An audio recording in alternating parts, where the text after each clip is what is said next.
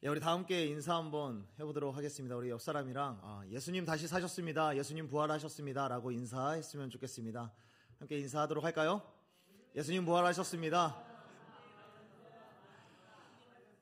죄송합니다. 여기에서 안 하는 사람들이 다 보여서 제가 지적할 수는 없고, 다시 한번 용기를 내어서 우리 옆 사람이랑 함께 이렇게 인사하며 기쁨을 나눴으면 좋겠습니다. 다시 한번요. 예수님 부활하셨습니다. 예수님 부활하셨습니다. 예수님 다시 사셨습니다. 감사합니다. 우리 두 손을 마음에 모으고 함께 고백했으면 좋겠습니다. 부활하신 예수님이 지금도 살아계십니다. 부활하신 예수님이 지금도 나를 사랑하십니다. 아멘. 우리들은 고난 주간을 지나고 부활의 주일을 보내고 있습니다. 부활 주일은 부활하신 예수님의 부활하심에 대하여서 조금 더 깊이 생각하는 날이 아닌가 생각을 해봅니다. 오늘 본문은 예수님께서 부활하셨다라는 그런 기사를 담고 있습니다. 오늘 본문은 이렇게 말씀하고 있죠. 청년이 이르되 놀라지 말라. 너희가 십자가에 못 박히신 나사렛 예수를 찾는구나. 그가 살아나셨고. 몇몇의 여인들이 예수님이 죽으신 후 사흘째 되던 날에 예수님께서 묻히셨던 무덤을 찾아갔습니다. 무덤을 찾아갔는데 무덤 앞에 한 청년이 서 있는 거죠. 그리고 그 청년이 이야기를 합니다. 예수님은 살아나셨다. 예수님은 다시 살아나셨다. 예수님은 여기 계시지 않는다. 무덤엔 더 이상 예수님이 계시지 않는다 라고 이야기를 했습니다. 부활하셨다라는 거죠. 여러분, 예수님이 부활하셨다라는 이 이야기, 여러분들이 이 소식, 예수님께서 부활하셨다라는 이 이야기를 가장 처음 들었던 때는 언제입니까? 여기 앉아 계신 여러분, 예수님께서 부활하셨다라는 이 소식을 가장 처음 들었을 때 여러분들은 어떤 생각을 하셨습니까? 예수님이 부활하셨다라는 이 소식을 들었던 오늘 본문에 나오는 이 여인들은 과연 어떤 생각을 했을까요? 부활의 소식을 처음 들었을 때 예수님 부활하셨구나 라고 순순히 믿었던 그런 사람들이 얼마나 있을까요? 세상의 수많은 사람들은 예수님의 부활, 이 이야기에 대해서 반드시 질문을 합니다. 부활? 다시 살아나셨다고? 진짜? 한 번 더 되짚어 봅니다.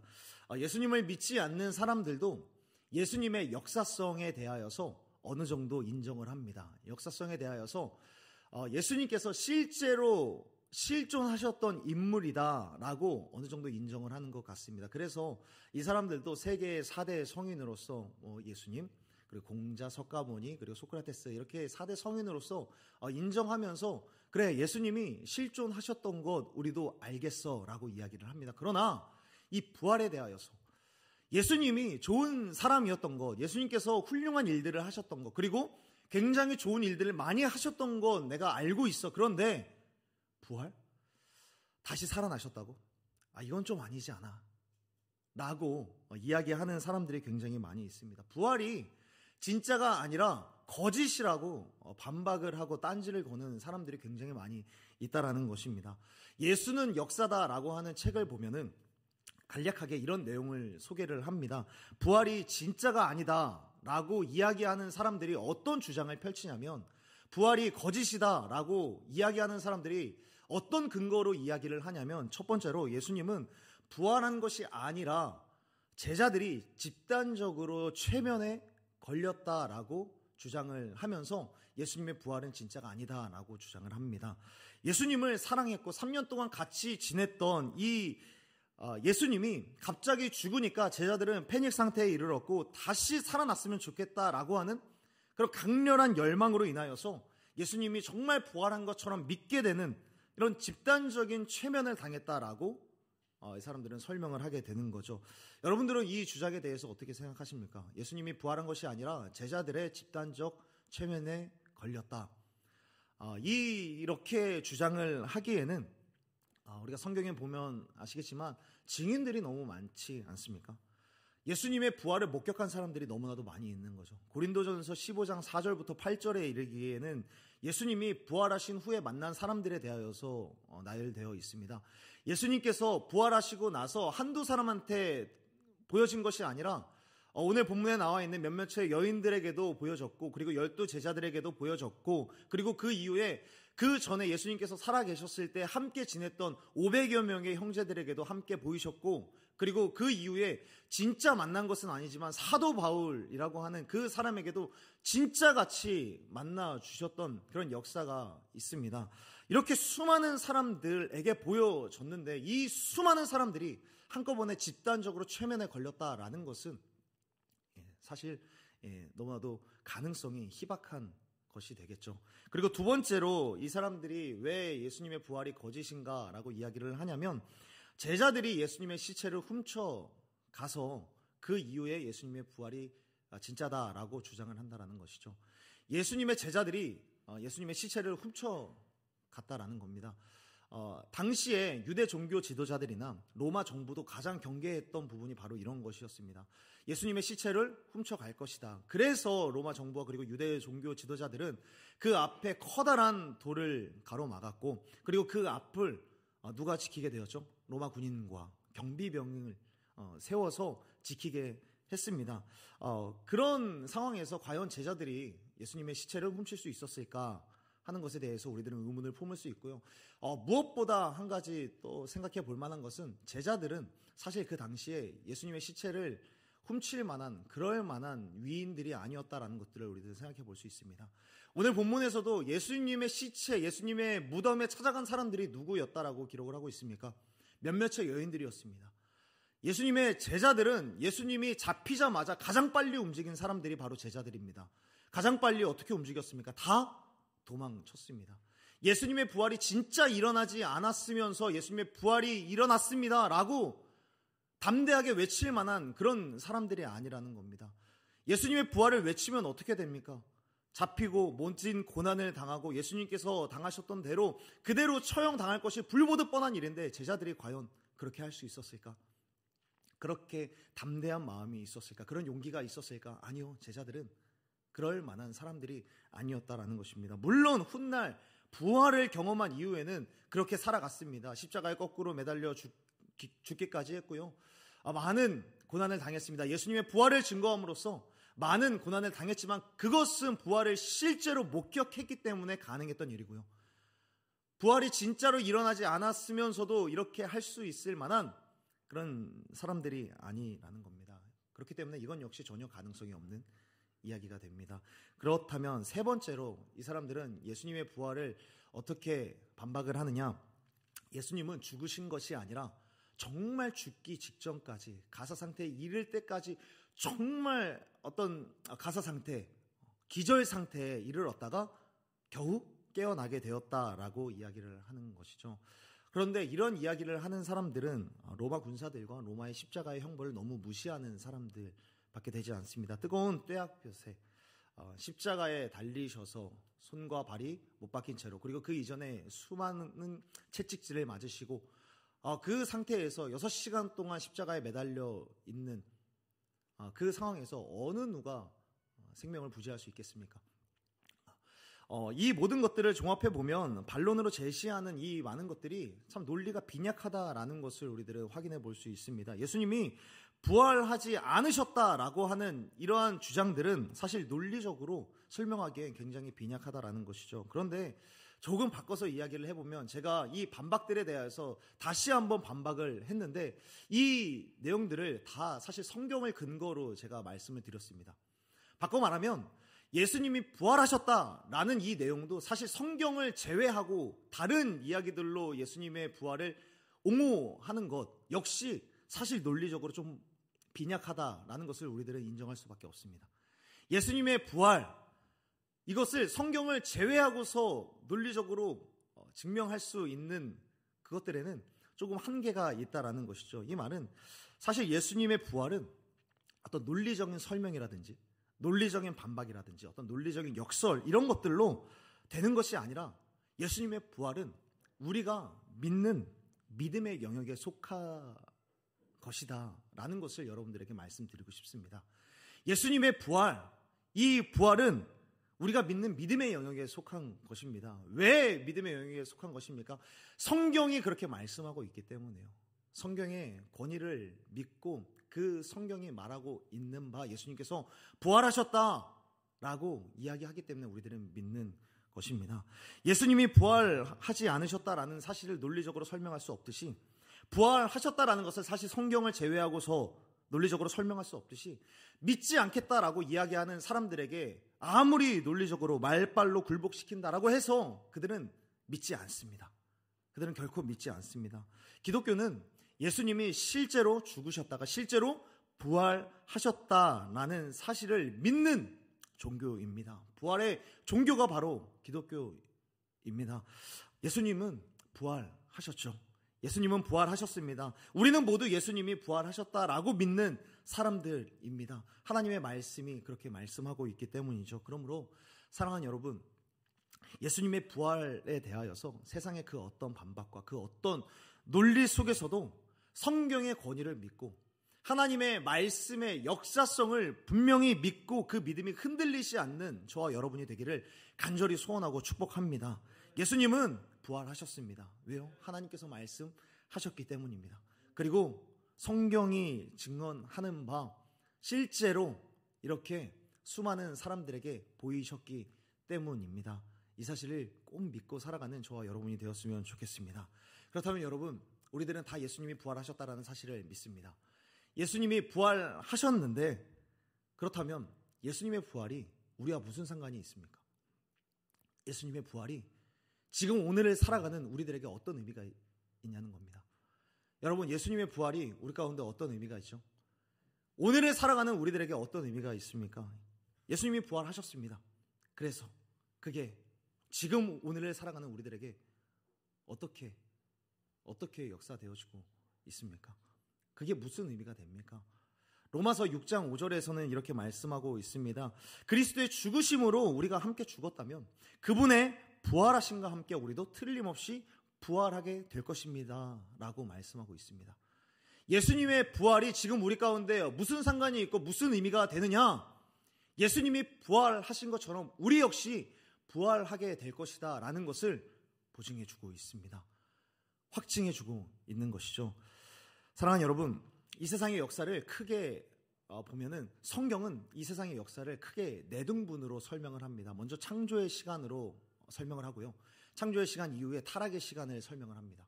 그리고 타락의 시간 이후에 이 타락, 이 죄의 모든 굴레들을 해결하시기 위하여서 예수님께서 이 땅에 처음 오신 초림의 시간, 초림의 역사를 설명을 하죠. 그리고 그 이후에 초림으로 끝나는 것이 아니라 예수님께서는 부활하시고 승천하셔서 다시금 이 땅에 올라간 그 모습 그대로 내려오실 것이다 라고 약속을 하고 있습니다. 성경은 이 세상의 역사를 크게 창조와 타락과 초림과 재림의 이 네 등분으로 설명을 하는데 지금 우리는 초림과 재림의 그 사이 어느 지점을 살아가고 있죠. 예수님께서 오셨다가 부활하셨고 다시금 이 땅에 오실 그 지점 어느 한 곳을 살아가고 있는데요. 우리는 로마서 6장 5절에서 말씀하고 있듯이 부활하게 될 것인데 그렇다면 우리들은 언제 부활하는가? 바로 예수님이 재림하시는 그날, 예수님이 다시금 이 땅에 오시는 그날 우리는 예수님처럼 부활하여서 영원한 삶을 살아가게 된다라고 보는 것이 기독교적인 세계관입니다. 예수님께서 이 땅에 오시는 날 우리들은 다 부활하여서 영원한 삶을 살아간다라고 보는 것이 그렇게 인간의 역사와 인간의 인생을 바라보는 것이 기독교적인 세계관입니다. 우리는 예수님의 초림과 재림 그 사이에 어느 지점을 살아가고 있는데 예수님이 오시게 되면 예수님이 재림하시게 되면 우리들은 영원한 삶을 살아가게 된다라는 것입니다. 예수님의 부활은 오늘을 사는 우리들에게 이런 의미가 있는 겁니다. 예수님의 부활이 있으므로 우리들 가운데 영원한 삶이 보장되어진다라는 것이요. 그래서 성경은 이야기합니다. 예수님이 잠자는 자들의 첫 열매가 되셨도다. 예수님이 부활하셨던 것처럼 예수님께서 부활의 첫 열매가 되셨고 그 뒤로 이 부활을 믿는 자들마다 다른 열매, 다음 열매들이 계속해서 우죽순 생겨나게 될 것이라는 것이죠. 그렇다면 여러분 예수님의 부활을 믿고 부활한 우리들에게는 어떤 삶이 보장이 되는가? 우리들은 영원한 삶을 살아가는데 그 영원한 삶은 어떤 삶인가?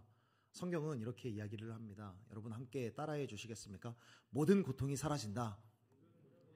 다시 한번요. 모든 고통이 사라진다. 예수님의 부활로 보장된 부활 이후의 영원한 삶에는 모든 고통이 사라지는 삶, 그런 삶이 우리 가운데 예비되어 있고 준비되어져 있습니다. 사랑하는 여러분, 이 땅에서 살아가는 모든 사람들은 다 고통을 느끼면서 살아갑니다. 그러나 부활하여서 영원히 살아가는 그 삶에는 고통이 없다라고 요한계시록 21장 4절에서 말씀해주고 있습니다. 요한계시록 21장 4절에서는 이렇게 말씀합니다. 모든 눈물을 그 눈에서 닦아주시니 다시는 사망이 없고 애통하는 것이나 곡하는 것이나 아픈 것이 다시 있지 아니하리니 처음 것들이 다 지나갔음이러라. 아멘. 요한계시록 21장의 말씀을 보면 부활하여서 예수님을 만나게 되면 그 예수님께서 우리들의 모든 눈물을 닦아주신다라고 말씀하고 있습니다. 여러분, 예수님께서 우리들의 눈물을 왜 닦아주십니까? 닦아주신다라는 것은 무엇을 전제로 이야기하시는 것이죠? 우리들은 예수님을 만나게 되면 눈물을 흘리고 있을 거라는 것입니다. 눈물을 왜 흘릴까요? 물론 좋아서, 물론 감격적이어서, 물론 감사해서, 너무 즐거워서 눈물을 흘릴 수 있지만 이 땅에서의 삶, 예수님을 만나기 이전까지의 삶이 너무나도 고통스럽기 때문에 우리들은 눈물을 흘릴 수밖에 없다라는 것이죠. 성경은 계속해서 이야기를 합니다. 이 땅에서 살아가는 삶은 계속해서 고통의 연속이다라고 이야기를 합니다. 이것이 타락의 결과이고 죄의 결과인 것이고, 때로는 하나님의 연단하심과 하나님의 계획하심으로 인하여서 우리들은 아픈 시간들을, 우리들은 눈물 흘릴 수밖에 없는 그런 시간들, 아픈 시간들을 계속해서 견뎌나갈 수밖에 없다라는 것, 그리고 수많은 고통과 어려움을 당하게 된다라는 것입니다. 이러한 일은 그리스도인이건 그리스도인이 아니건, 예수님을 믿건 예수님을 믿지 않건, 구원을 받은 사람이건 구원을 받지 않은 사람이건, 아니 오히려 예수님을 믿기 때문에 때로는 이 고통이 우리들을 더 짓누를 수도 있다라고 이야기를 하는 겁니다. 그러나 성경은 약속하는 거예요. 그 눈물을 닦아주신다. 예수님께서 우리들을 마주했을 때, 예수님께서 그 부활 후 영원한 삶 가운데 우리들을 마주했을 때 예수님께서는 우리들의 아픔을 공감하시며 지금까지 힘들었지, 지금까지 너무 슬펐지, 그때 우리들의 눈물을 닦아주시면서 공감해 주시면서 그 눈물을 닦아주신 이후에는 다시는 슬픔이 없고, 다시는 눈물이 없고, 다시는 아픈 것도 없고, 다시는 곡하는 것도 없는 그런 삶을 우리 가운데 허락해 주신다라고 성경은 약속하고 있는 겁니다. 그러나 우리들은 살아가면서 중요한 것은 지금 살아가고 있는 현재의 삶이죠. 현재의 삶 가운데 우리들은 계속해서 고통을 마주하고 있다라는 거예요. 오히려 예수 믿기 때문에 오히려 당하는 고통도 우리들은 무시하지 못합니다. 저는 개인적으로 좀 여러 사람들 앞에서 살아갈 때 늘 이런 것들을 의식하면서 살아갑니다. 제가 목사다 뭐 이런 것들을 의식하면서 살아가는 것이 아니라 나는 그리스도인이다, 나는 하나님의 자녀다, 나는 그리스도인이야 라고 하는 것들을 늘 생각하면서 살아갑니다.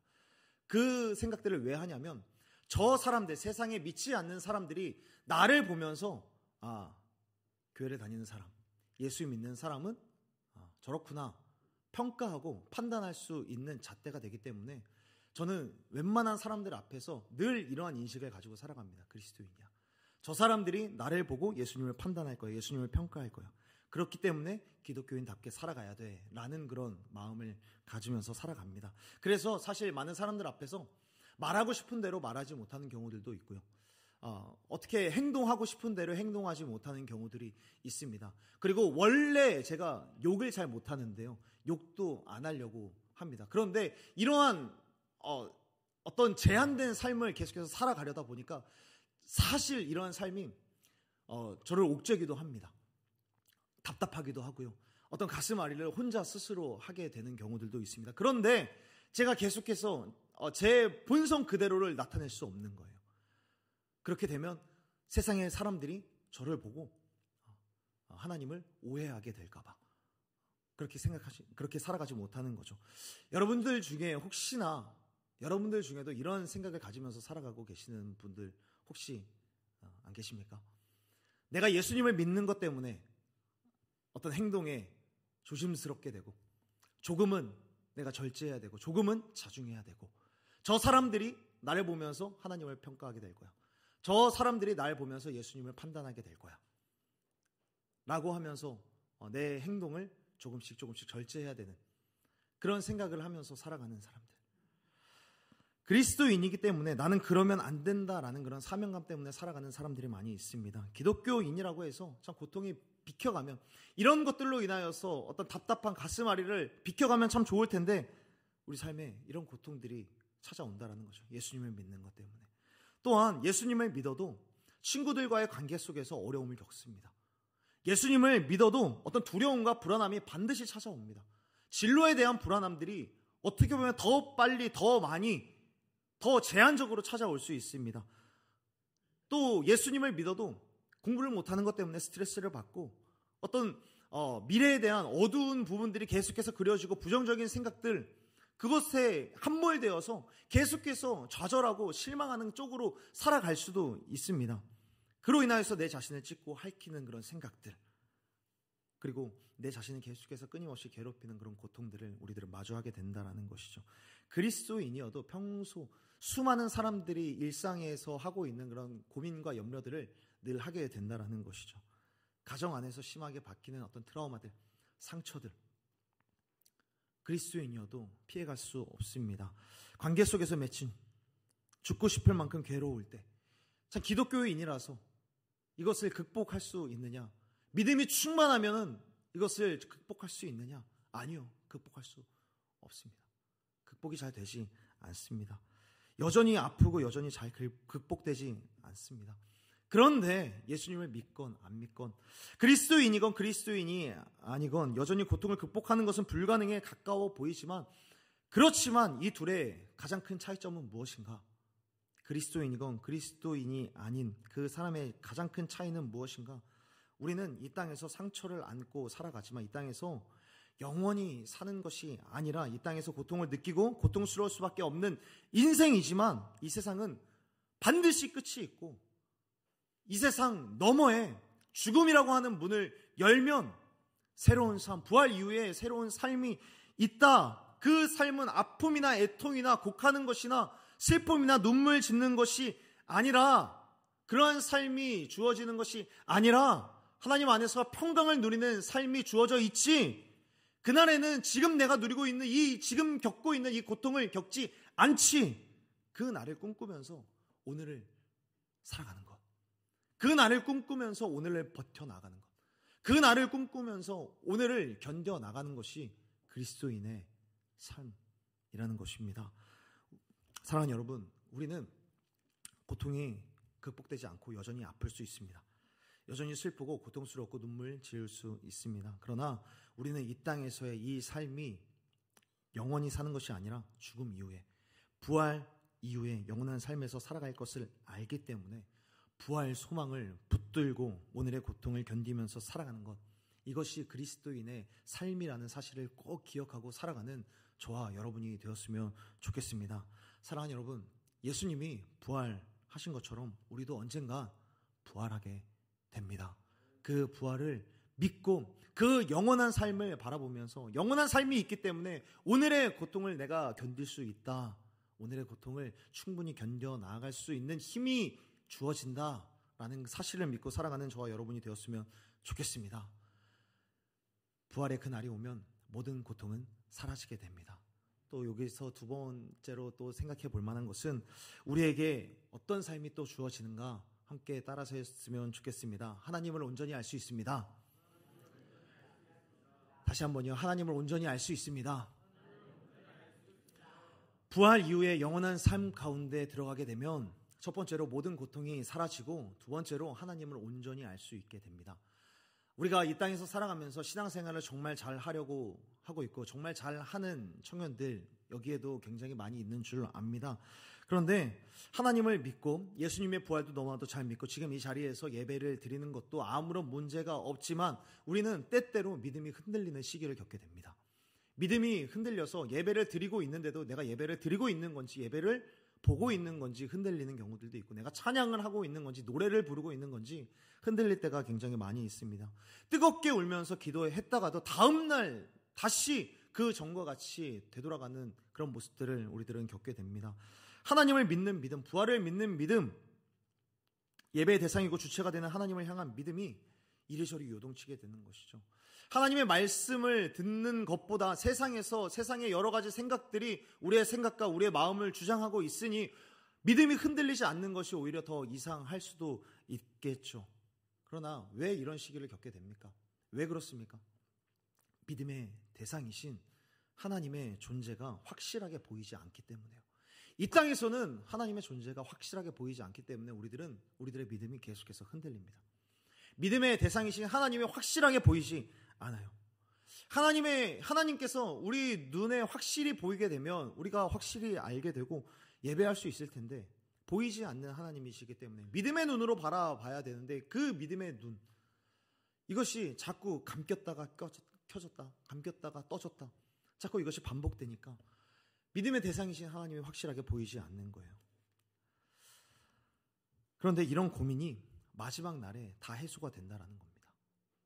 마지막 날에 특히나 하나님의 존재에 대한 이 존재의 의심 때문에 우리가 믿음이 흔들리게 된다면 이 믿음이 흔들리는 것 마지막 날에 해소가 되는데 고린도전서 13장 12절에서는 이렇게 말씀합니다.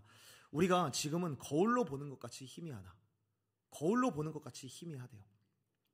그때에는 얼굴과 얼굴을 대하여 볼 것이요 지금은 내가 부분적으로 아나 그때에는 주께서 나를 아신 것 같이 내가 온전히 알리라. 사도 바울이 고백을 하는 거예요.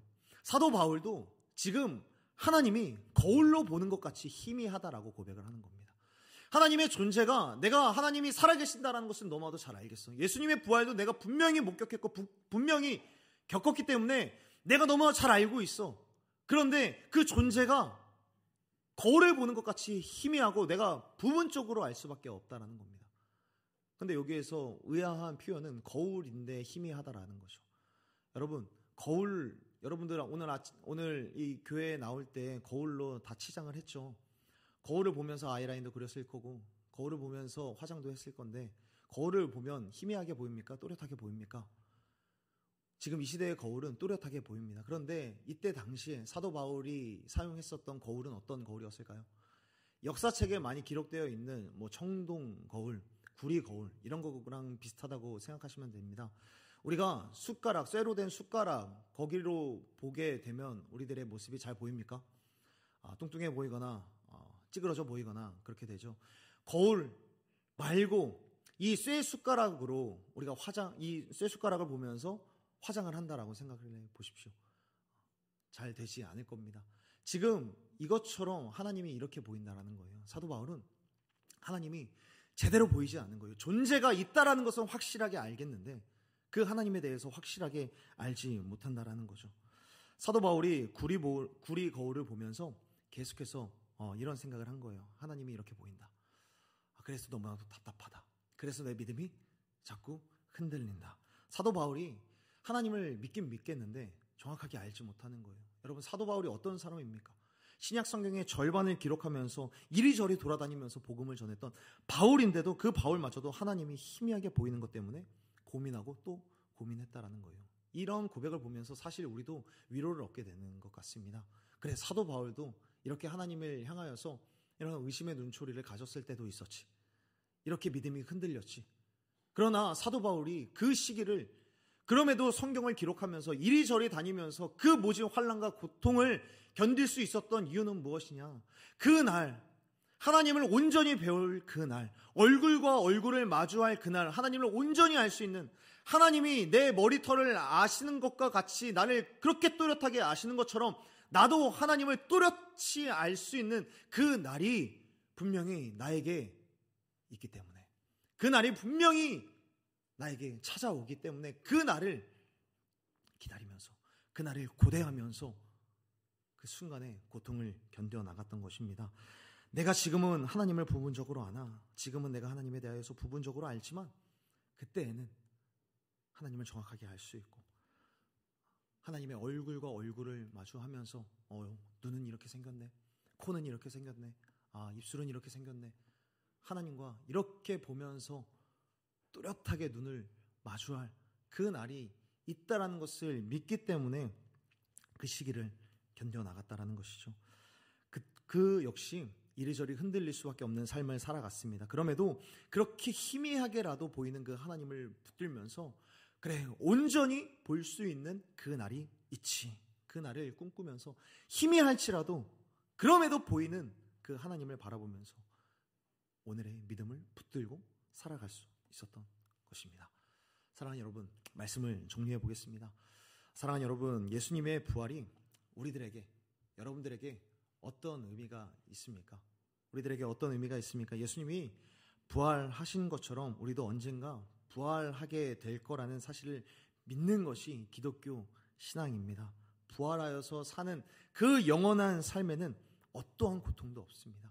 모든 고통이 사라집니다. 고통이 사라질 뿐만 아니라 지금까지의 모든 고통을 다 닦아주시고 위로해 주시고 새로운 삶 가운데로 우리들을 인도해 주시고 위로해 주시는 분, 그 날을 우리들은 마주하게 됩니다. 그리고 하나님을 온전히 알게 됩니다. 하나님에 대하여서 더 이상 궁금증이 없어질 것이고 하나님을 마주보면서 하나님과 자연스럽게 서스럼 없이 대화할 수 있는 그 날이 우리 가운데 주어진다라는 것입니다. 그리스도인들인 우리들은 그날을 바라보면서 살아가는 사람들입니다. 그날에는 믿음이 흔들리지 않고 신앙이 흔들리지 않고 의심도 생기지 않을 만큼 너무 확실하게 하나님이 보여서 하나님과 얼굴을 마주하면서 그렇게 살아갈 수 있지. 그래서 고린도전서 15장에서 이야기를 하는 것이 무엇입니까? 그날이 있기 때문에 지금 여기에서 흔들리지 말고 너희가 가진 이 믿음을 잘 견실하여서 흔들리지 말고 그날을 바라보면서 살아가라. 그날이 분명히 있기 때문에 너희들의 믿음은